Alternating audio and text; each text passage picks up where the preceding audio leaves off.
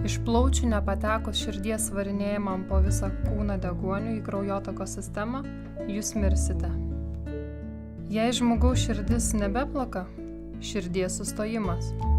Jie praranda sąmonę, nustoja kvėpuoti ir kraujas nebecirkuliuos. Nebent jiems suteikiama pirmoji pagalba, prieš atvykstant greitai medicinos pagalbai, jie gali patirti smegenų traumą ir mirti vos per kelias minutės. Šioje programoje aiškiname dirbtinio kvėpavimo atlikimo techniką suaugusiems. Mes manome, kad jūs įgysite bendrų žinių apie pirmąją pagalbą.